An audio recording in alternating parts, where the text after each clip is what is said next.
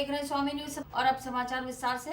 Shri Ram one गमन पथ यात्रा के तहत बाबा मौर्य ने रामेश्वर मंदिर और स्वामी विवेकानंद का भव्य चित्र बनाकर सबका मन मोह लिया। इस अवसर पर राम काव्य दल ने राम सेतु की पूजा अर्चना की। राष्ट्रीय कवि संगम द्वारा आयोजित भगवान श्री राम वन गमन काव्य यात्रा रथ द्वारा मदुरई के लिए स्वामी विवेकानंद केंद्र रामेश्वर मठ से प्रारंभ होकर मदुरई पहुंचेगी। और ये महत्वपूर्ण घोषणा इस रथ के शुभारंभ पर हो रही है। वाह! श्री मुरलीधर जी तमिलनाडु राष्ट्रीय कवि संगम के आज संरक्षक घोषित किए जा रहे हैं। संदीप उधर बेटा अपना कलर वगैरह रखा ना। एक दमयंती जी संरक्षक हैं, एक आप हैं और एक सुरेश गुप्ता जी और गौतम खारीवाल जी, 4। तो हम भी शिफ्ट कर जाएं रामेश्वरम। आप रहे? हाँ, यही रह जाओ।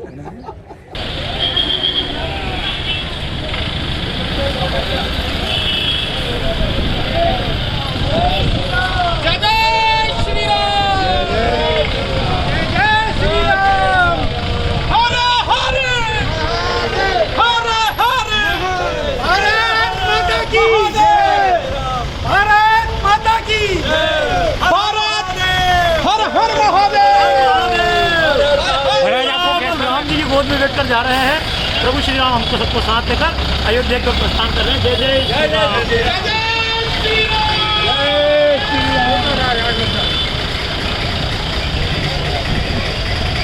इस अवसर पर स्वामी विवेकानंद केंद्र रामेश्वर मठ के स्वामी जी ने यात्रा की संपूर्ण जानकारी विद्यालय के छात्र छात्राओं व समस्त गुरुजनों को प्रदान की। ராமன் ஒரு காலத்தில் எப்படி நடந்தே வந்தான், அயோத்தியிலிருந்து இலங்கை வரைக்கும் எங்கெங்கெல்லாம் தங்கினான், எங்கெங்கெல்லாம் அவனை முனிவர்கள் பூஜித்தார்கள், எங்கெல்லாம் என்னென்னலாம் நடந்தது ராமாயணம், அந்த இடங்களை எல்லாம் இப்போது குறிப்பிட்டு விசேஷமான முறையில் அதை கொண்டாடி கொண்டிருந்தார்கள். அந்த முறையில் இப்போது இங்கே வந்திருக்கக்கூடிய ரதம் இதனுடைய முக்கியத்துவம் என்னவென்றால், இலங்கையிலிருந்து ராவணனை கொன்று அதன் பிறகு சீதையை மீட்டுக் கொண்டு அங்கு அயோத்தி செல்லும் வரை வரும்போது தான் நடந்து வராங்க, வரும்போது தான் நடந்தே வருகிறாங்க, போகும்போது புஷ்ப விமானத்தில் போகிறார் என்பதுதான் அந்த ராமாயண கதை. ஆகவே எங்கெல்லாம் வரும்போது நடந்தே வந்தாங்க. எந்தெந்த இடம் வடக்கிலிருந்து இலங்கை வரைக்கும் அந்த இடங்களை எல்லாம் இப்பொழுது விசேஷமாக கொண்டாடுகிறார்கள். அதனால் இந்த பாதமானது ராமன் பாதம் இப்போது இலங்கையிலிருந்து வந்திருக்கிறது. இது இங்கிருந்து ராமேஸ்வரம் அனுப்பிய இலங்கை விட்டு ராமேஸ்வரம் தான் ராமன் சிவபூஜை செய்யணும். அதனால் இங்கே நமக்கு கிடைத்த ஒரு பெரிய அரிய வாய்ப்பு. ஆகவே இந்த ராமருடைய திருப்பாதத்திற்கு இப்போது நாம் அனைவரும் ஸ்ரீ ராமநாம சங்கீதம் நல்ல சத்தமாக சொன்னோம். எல்லாரும் இங்கே வந்திருந்தவங்க எல்லாரும் நல்லா கேட்கணும். நம்மளுடைய பாய்ஸ் கேர்ள்ஸ் எல்லாருமே ராமன் இன்னைக்கு முதல்வர்களாக கேட்கப்படுது. அவன் என்ன ராமநாம சங்கீதம் நல்ல சத்தமாக சொல்லி அந்த பூஜையெல்லாம் செய்து வரிசையாக இந்த ராமன் பாதத்தை எல்லோரும் வணங்கி வைக்க வேண்டும். அதுவரை இந்த பாதமானது இங்கிருந்து வடக்கு நோக்கிட்டது. நம்ம தமிழ்நாட்டில் எல்லாம் முக்கியமான ராமாயணம் நடந்ததோ அங்கெல்லாம் போயிட்டு அப்புறம் கர்நாடகா வழியாக ஸ்ரீராம நவமி அன்னைக்கு இந்த பாதமானது இங்கே நம்முடைய பள்ளியிலே இப்போது இருக்கக்கூடிய இந்த ராம பாதமானது ராமேஸ்வரம் தொடங்கி அயோத்தி வரை நீண்ட பயணம் செய்து அது பிறகு ஸ்ரீராம நவமி அன்னைக்கு அயோத்தி இப்போ ஆலயம் கட்டிக்கிட்டாங்க, அங்கே அங்கே எடுத்து வைப்பாங்க, அங்கே பூஜைக்கு வைப்பாங்க. அப்பேற்பட்ட சிறப்புடையது இந்த திருப்பாதம் நமக்கு அறியக்கூடிய வாய்ப்பு. ஆகவே இப்பொழுது அதே ராமன் 5 தடவை அதே நாமாவளி அப்புறம் ராமநாம சங்கீதத்தில் நிறுத்தி அது பிறகு சில பஜனை சொல்லுவாங்க சொல்லிட்டு அப்புறம் ஆரத்தி முடிஞ்சோடனே எல்லாரும் ஸ்ரீராம் ஜெயராம் ஜெய ஜெயராம் சொல்லி में छोटे छोटे छात्राओं का अनुशासन, उत्साह, भगवान के प्रति आस्था देखने को मिली।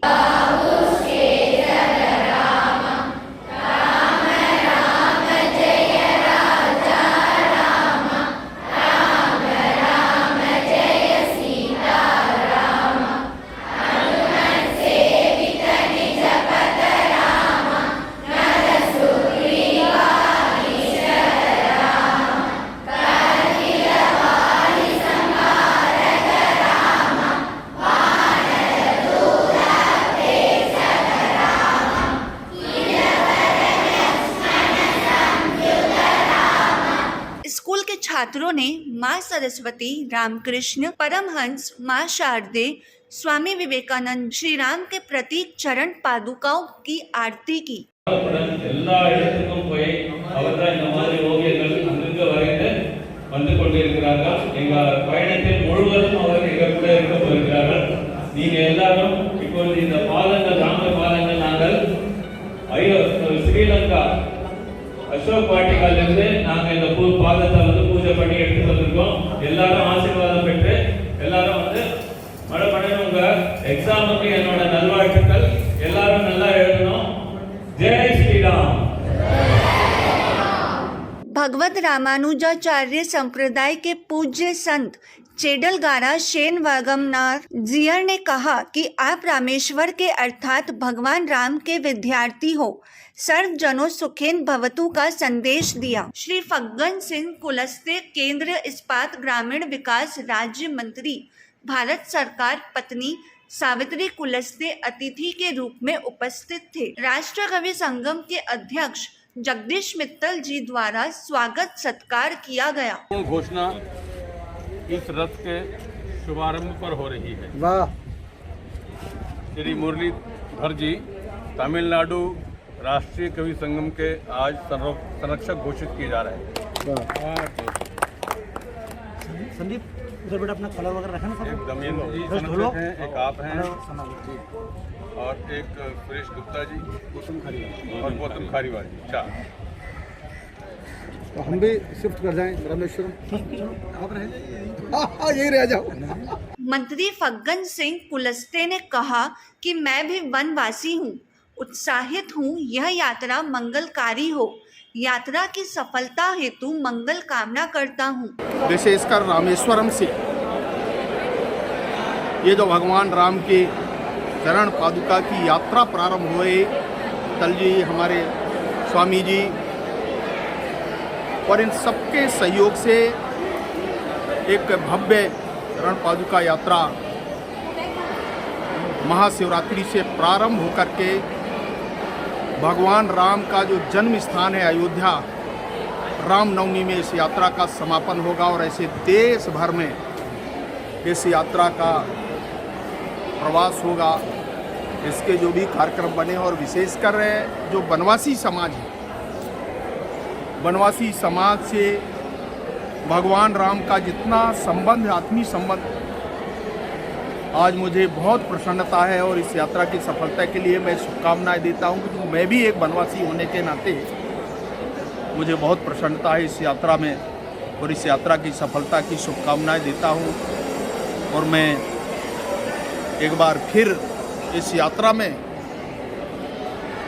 जहां पर यात्रा अमरकंटक और यात्रा का समापन होगा रामनवमी में, भगवान राम का जन्म स्थान, वहाँ पर फिर एक बार मैं कोशिश करूँगा वहाँ उपस्थित होने का और इस यात्रा की, और विशेषकर वनवासियों के साथ में जो उनका नज़दीकी संबंध, इसलिए सहयोग आप देखिए कि आज रामेश्वरम में भी वो जैसे वनवासी को यहाँ उपस्थित होने का ये जो सहयोग प्राप्त हुआ है, मैं अपने आप को बहुत धन्य मानता हूँ और इस यात्रा की सफलता की शुभकामनाएं देता हूँ।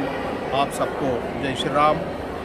के मुरलीधर को भी राष्ट्रीय कवि संगम तमिलनाडु का संरक्षक घोषित किया गया। महत्वपूर्ण घोषणा, मुरली जी को हम तमिलनाडु का राष्ट्रीय कवि संगम का संरक्षक घोषित कर रहा है। वाह वाह वाह वाह, क्या बात है। दोबारा बोलिए। बहुत अच्छा, तमिलनाडु का बधाई। तालियां भाई, ताली बजाओ सब बच्चों पर। उस पर मोहर लगनी चाहिए।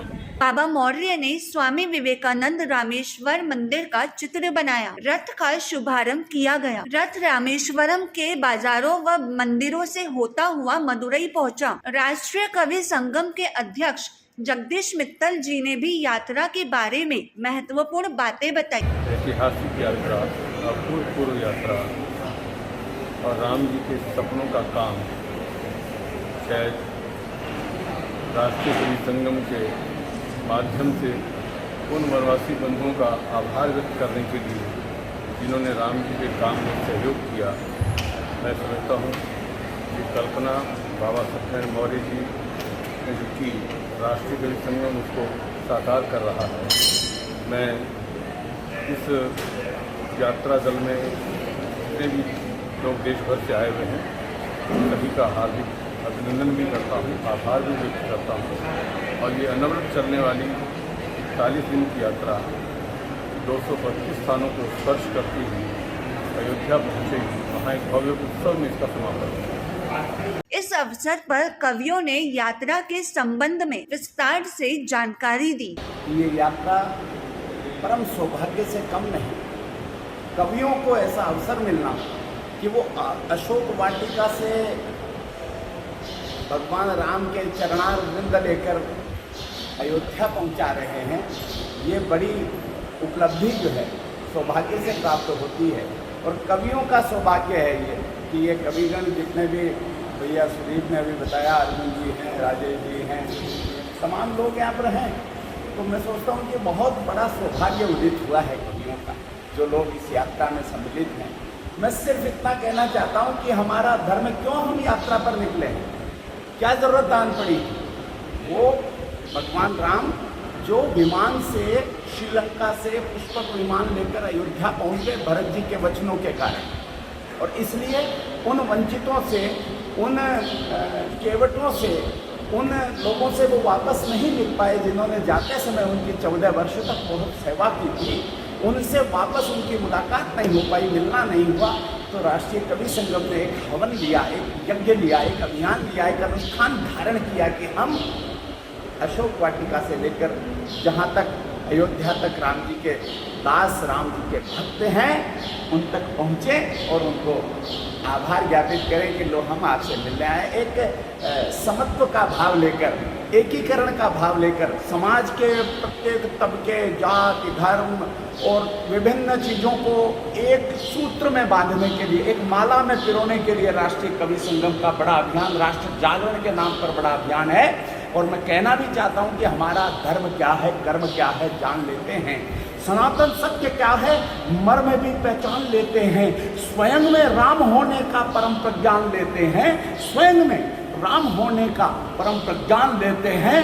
करेंगे धर्म की रक्षा प्रतिज्ञा ठान लेते हैं, करेंगे धर्म की रक्षा प्रतिज्ञा ठान लेते हैं। मैं आप सबसे निवेदन करता हूँ, आइए इस यात्रा का आप अपने मन से समर्थन करके भी और इसमें शामिल होकर भी 7, 8, 9 तारीख को हम लोग 75 घंटे का, क्योंकि 75 वर्ष बीत गए, ये अमृत महोत्सव का वर्ष है, तो 7, 8, 9 तारीख को हम अयोध्या में 75 घंटे का अनवरत काव्य पाठ होने वाला है, अनवरत कवि सम्मेलन होने वाला है, जिसमें सामने श्रोता भी होंगे और मंच पर कवि भी होंगे।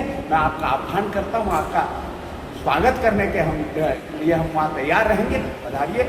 जय श्री राम। बहुत धन्यवाद। इतनी अलौकिक यात्रा है। इस यात्रा के विषय में 2-4 शब्दों में या 2-4-5 मिनट में बोला नहीं जा सकता।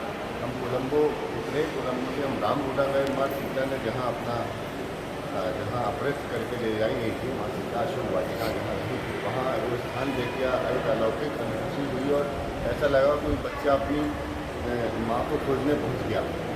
तो वहाँ से हम शुरू हुए, फिर भारत आए। भारत में हम रामेश्वरम से हमारा महाशिवरात्रि में के पवित्र पावन दिन, और हमने रामेश्वरम में दर्शन करके महाशिवरात्रि के दिन ये यात्रा प्रारंभ की। और बड़े महनीय लोग हमारे साथ, योगेंद्र शर्मा जी, अर्जुन सिसोदिया जी, हमारे अभिभावक जो मेरे, जिन्हें मैं कहता हूँ कि मेरे अभिभावक जो हैं, जैसे राजेश शेखर जी, जगदीश शेखर जी, उन सभी लोगों का ये पूरा कारवां जो निकला है रथ यात्रा लेकर बाबा मौर्य के। भैया ये मनीष गोयल जी लिख रहे हैं कि आवाज़ बहुत कम आ रही है, सुदीप जी को और ऊँचा बोलो। आवाज़ में कम ही निकाल रहा हूँ इन दिनों। 10 तारीख के पहले मेरी आवाज़ निकलेगी नहीं। हो सकता है 10 तारीख के बाद आवाज़ बंद ही हो जाए। हो सकता है कि हम जोर जोर से जय जय श्री राम चौंकने और कहा 10 तारीख के बाद तय करेगा। लेकिन हमने जो परिकल्पना की, मैंने आदरणीय चेतन जी जो परिकल्पना की इस यात्रा की, तो एक पंक्ति की मेरी परिकल्पना है, वहाँ से मैं गीत की आपको एक मुखड़ा एक अंतरा सुनाता हूँ। सुनाइए सुनाइए सुनाइए।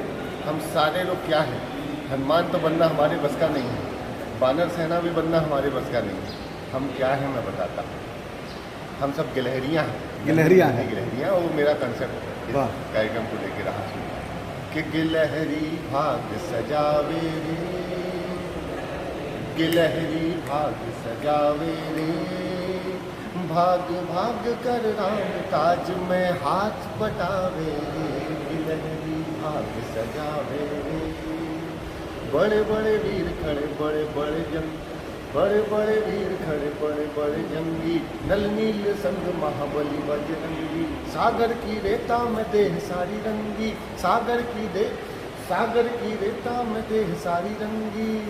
और एक पंक्ति का काव्य, सागर की रेता में देह सागर की रेत में गिलहरी बिल्कुल वैसे अपने शरीर को बिल्कुल पूरे शरीर पर लपेट चुकी थी जैसे कि हनुमान जी ने सिंदूर मला, एक नन्ही सी हनुमान के सागर की रेता में देह सारी रंगी, शक्ति प्रदर्शन नहीं समर्पण भाव दिखावे। बहुत अच्छे। गिलहरी भाग सजावे, भाग भाग कर राम के नेतृत्व में राष्ट्र कवि संगम, 2 देश 8 राज्य 232 स्थान 6500 किलोमीटर की लंबी यात्रा, राम वन गमन पद यात्रा, भगवान प्रभु राम ने जो 14 सालों के वनवास में अयोध्या से लेकर श्रीलंका अशोक वाटिका तक की यात्रा की, पुनः लौट के वो आए। लंका विजय के बाद माता सीता को साथ लेकर उसी यात्रा को अनुसरण करते हुए इस पद यात्रा में मुझे भी बसंत कुमार मित्तल, झारखंड रांची का एक छोटा सा कार्यकर्ता, ना मैं कवि हूँ, ना लेखक हूँ, ना और कुछ, मैं सिर्फ राम का भक्त हनुमान हूँ। और इसी निमित्त इस कार्य में भाई जगदीश मित्तल जी के आग्रह और उनसे आग्रह करके इसमें जुड़ा हूँ। निश्चित रूप से ये मेरे लिए सौभाग्य की बात है कि देश के बड़े कवियों के साथ, राष्ट्र कवियों के साथ, वो महापुरुषों के साथ इस काव्य यात्रा में मुझे सम्मिलित होने का अवसर मिला। बहुत ही मैं सौभाग्यशाली अपने आप को मानता हूँ कि श्रीलंका और भारत 2 मैत्री देश, जहाँ पर भगवान राम ने मित्रता का संदेश दिया और माता सीता को वहाँ से वापस अयोध्या लेके आए, ये पुनित कार्य का जो सौभाग्य त्रेता युग के बाद जो आज हम सबों को मिल रहा है, इसके लिए हम कोटि कोटि भाई जगदीश जी को और पूरी टीम को, राष्ट्र कवि संगम की, उनको धन्यवाद देते हैं, उनका आभार व्यक्त करते हैं। ये यात्रा हमारे झारखंड में भी 28 मार्च को पहुंचेगी। श्रीलंका से यात्रा 25 तारीख से आरंभ होकर 1 तारीख को सुबह मद्रास एयरपोर्ट पर पहुंचने के बाद मदुरई एयरपोर्ट और फिर रामेश्वरम में महाशिवरात्रि जो 1 तारीख को थी, उस दिन ये यात्रा का शुभारंभ हुआ। और आपको ये जानकर खुशी होगी कि आज भी हम रामेश्वरम के इस विवेकानंद हॉल में उपस्थित हैं, रामकृष्ण मिशन के, जहाँ पर के भी काव्य पाठ और सारे कार्यक्रम होने हैं। और ये फिर 8 राज्यों से तमिलनाडु, कर्नाटका, महाराष्ट्र, मध्य प्रदेश, छत्तीसगढ़, उड़ीसा, झारखंड और फिर अपने अंतिम पड़ाव उत्तर प्रदेश के चित्रकूट धाम, काशी विश्वनाथ धाम, प्रयागराज और फिर अयोध्या में ये जाकर इसका समापन होगा। और समापन भी इतना ही ऐतिहासिक कि देश की आज़ादी के 75 साल और काव्य पाठ भी 75 घंटे का 7 तारीख से कंटिन्यू ये काव्य पाठ होगा।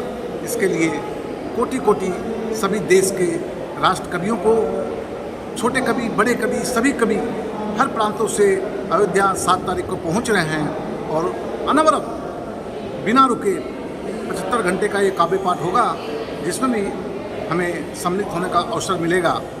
मैं तो गिलहरी के समान, जिस प्रकार भगवान राम के सेतु निर्माण में गिलहरी ने अपना कार्य किया था, मैं भी उसी रूप में अपने आप को मानता हूँ कि इस यात्रा में गिलहरी के समान मैं सेवा कुछ कर सका अपने राष्ट्र कवियों का, अपने भाइयों का, तो मैं अपने आप को पुण्य मानता हूँ। और साथ ही जो दर्शन का अलग लाभ मिल रहा है, इसके लिए भी मैं अपने आप को पुण्य मानता हूँ। मैं इसका पूरा श्रेय इस यात्रा का श्री जगदीश जी मित्तल हमारे बड़े भाई को और अपने परिवार को, जिन्होंने इस यात्रा में मुझे आने की अनुमति देकर मुझे ऊपर जो उपकार किया है, उसके लिए उन सबों के प्रति कृतज्ञता ज्ञापित करता हूँ।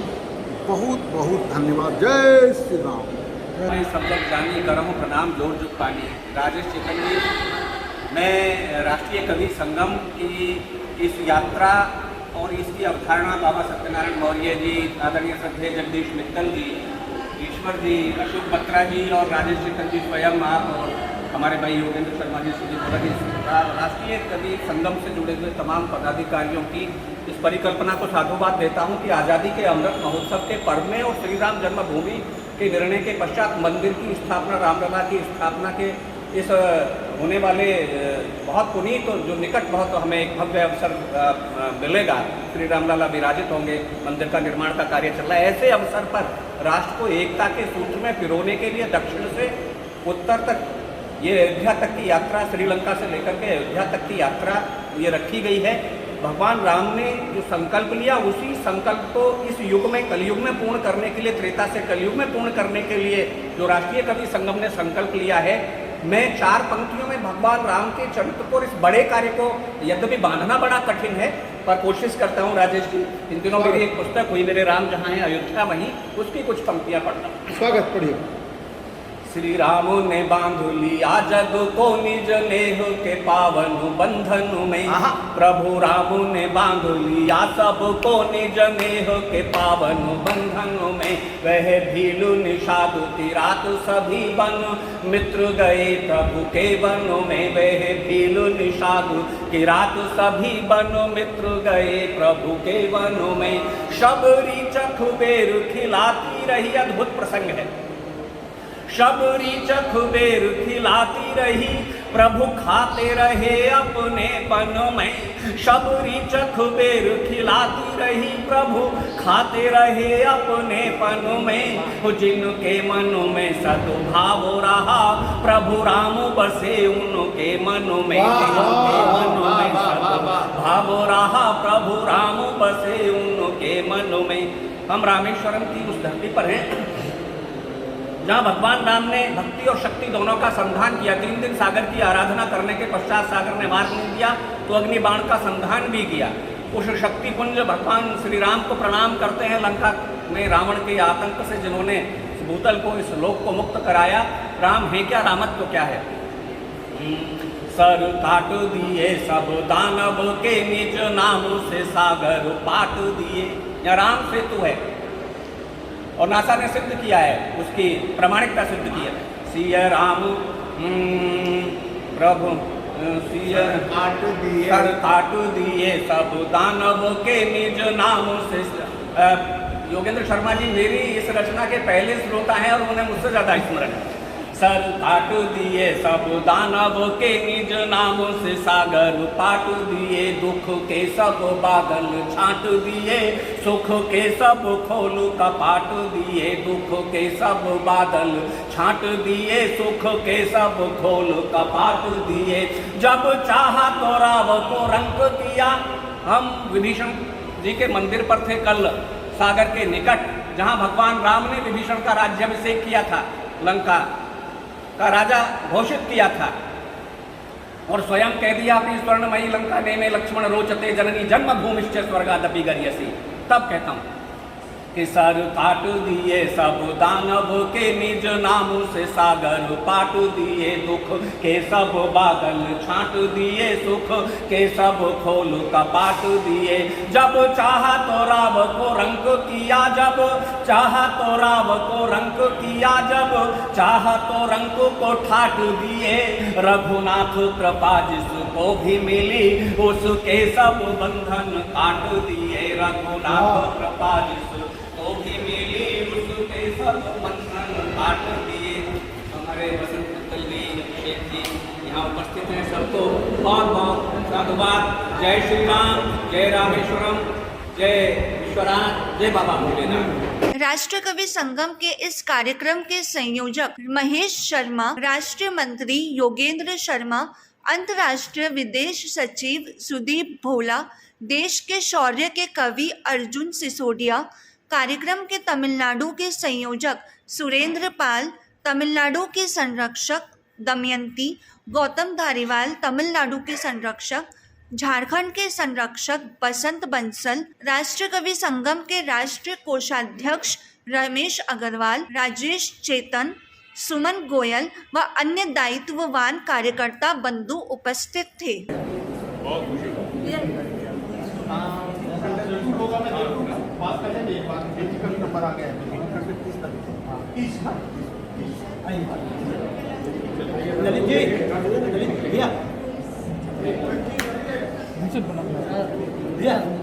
अजमेर शहर में ई वेस्ट संग्रहण अभियान कार्यक्रम का शुभारंभ किया गया। 2 दिवसीय चलने वाले इस अभियान के पहले दिन जिला कलेक्टर अंशुदीप ने ई वेस्ट मोबाइल वैन को हरी झंडी दिखाकर रवाना किया। हमारे यहाँ पे इलेक्ट्रॉनिक्स बहुत ज़्यादा हमारे दिनचर्या के अंदर आ चुके हैं।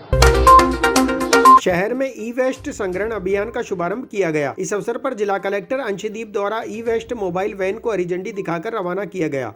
प्रदूषण नियंत्रण बोर्ड के क्षेत्रीय अधिकारी दीपक तंवर ने बताया कि राजस्थान राज्य प्रदूषण मंडल और गोदरेज इंडिया के संयुक्त तत्वावधान में इलेक्ट्रॉनिक्स वेस्ट संग्रहण अभियान चलाया जा रहा है। यह अभियान 3 और 4 मार्च को चलेगा।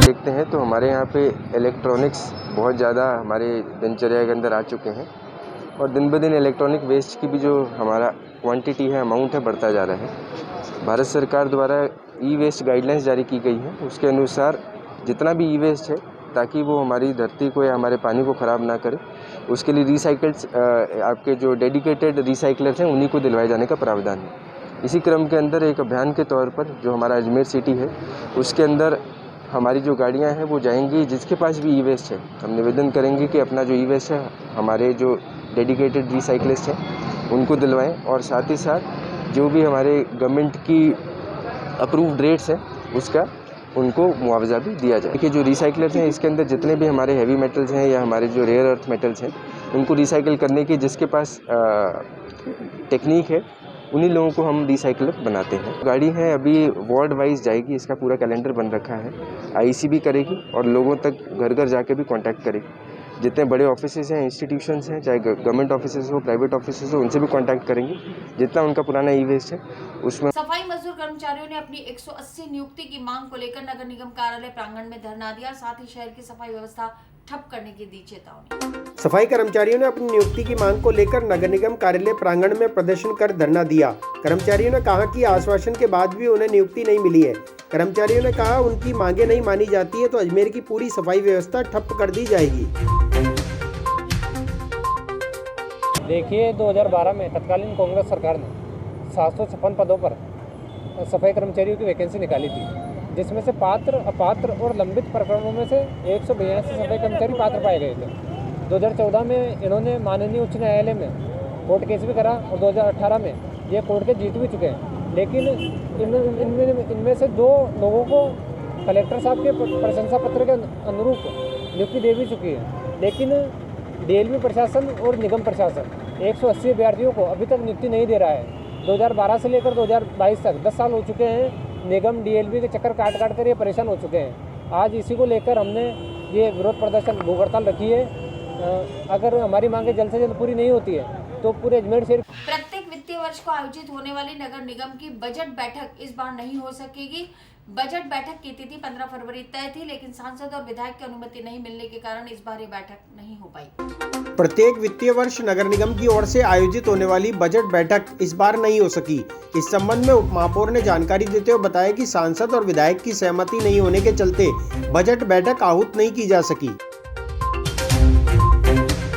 नगर निगम अजमेर के महापौर द्वारा हर वर्ष फरवरी माह में जो कि नियम बना हुआ है कि आपको 15 फरवरी तक बजट पास करके करवाना होता है, उसकी बजट मीटिंग आहूत की जाती है। लेकिन इस बार कतिपय कारणों से, क्योंकि हमारे सम्मानित सांसद, सम्मानित विधायक भी हमारे सदस्य होते हैं, उनकी सहमति लेने के बाद ही हम बजट मीटिंग कॉल कर सकते हैं। इस बार सहमति लेने का प्रयास किया तो ध्यान में आया कि विधानसभा सत्र आहूत होने के कारण 13 फरवरी को हमारे विधायक महोदय ने उस बजट मीटिंग में आने पर असहमति जाहिर की।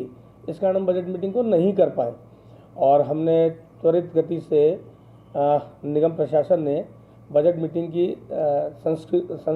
स्वीकृति के लिए डीएलबी को पत्र लिख दिया है और कतिपय कारणों से अगर बजट के लिए हमको वापस पुनः अगली तारीख नहीं मिलती है बजट पास करने के लिए, साधारण सभा करवाने के लिए, तो जो भी नियम के अंतर्गत राज्य सरकार और डीएलबी उस बजट को पारित करके भेजेगी तो हम उसको करेंगे।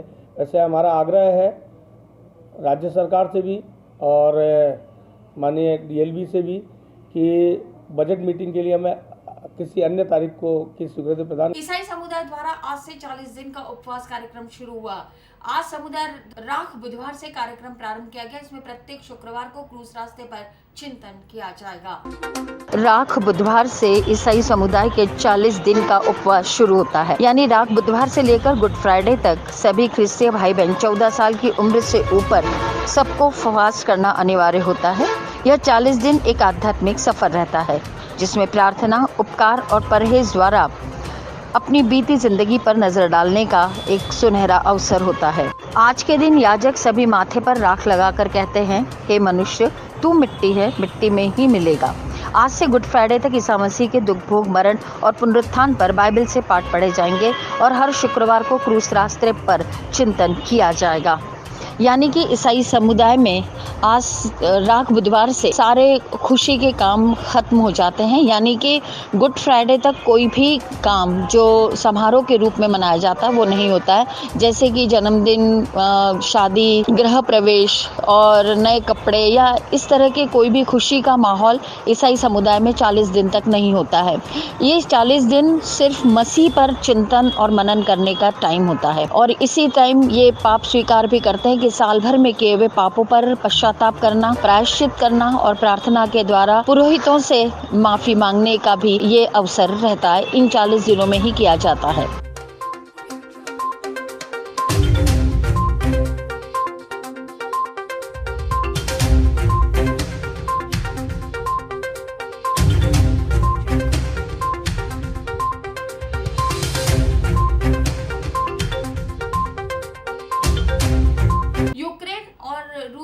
के चलते यूक्रेन में फंसे भारतीय विद्यार्थी के अजमेर रेलवे स्टेशन पहुंचने पर माता पिता और परिजनों ने प्रसन्नता व्यक्त करते हुए दुष्यंत का स्वागत किया। इस खबर को स्वामी न्यूज के लाइव कार्यक्रम के माध्यम से दिखाया गया। नमस्कार दोस्तों, स्वामी न्यूज चैनल के फेसबुक पेज पर मैं दुर्गेश डाबरा एक बार फिर से आपका स्वागत करता हूं। दोस्तों, अभी हमें रेलवे स्टेशन के प्लेटफॉर्म नंबर 6 पर और यहां पर जो अजमेर प्रगति नगर कोटड़ा के रहने वाले हैं वरुण खत्री, वो यूक्रेन से सही सलामत वापस लौटे हैं। देखिए, परिवारजनों में खुशी की लहर है और जो परिवार के लोग हैं वो इनका स्वागत करने के लिए इनको सही सलामत देखकर काफी खुश हो रहे हैं। आप देख सकते हैं, माला पहनाकर वरुण खत्री का स्वागत किया गया है, बुके देकर। सारे जो परिजन हैं वो सभी यहाँ पर इकट्ठा हैं। एक बार वरुण खत्री जी से बात करेंगे किस तरह का वहाँ माहौल था जहाँ पर वो रहते थे। वरुण खत्री जी, जिस सिटी में यूक्रेन में आप रहते थे, किस तरह का माहौल वहाँ पर था? जिस सिटी में मैं रहता था वहाँ पे तो शांति है काफ़ी, अभी भी वहाँ पे शेलिंग नहीं हुई है।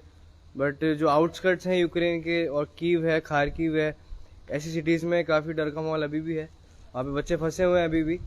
और मेरी सिटी में अभी जो बच्चे थे ऑलमोस्ट सारे निकल चुके हैं, कुछ बच्चे रहे हैं। बट हमको जो बॉर्डर क्रॉस करने में जो टाइम लगा वो सबसे डिफिकल्ट टाइम था, क्योंकि वहाँ से जब हमारी सिटी से जब हम निकले तो ट्रेन में यूक्रेनियंस जो लोग थे वो हमको अलाउ नहीं कर रहे थे आने के लिए। तो कैसे करके हम वहाँ से निकले और हम बॉर्डर तक पहुँचे हैं। और हमको बीच में 25 चेक पॉइंट मिले हैं जहाँ पे यूक्रेन मिलिट्री हमको रोका है, चेक किया है। और वो आर्म्ड थे, फुली आर्म्ड थे और वो काफ़ी एग्रेसिव भी थे क्योंकि वो परेशान है।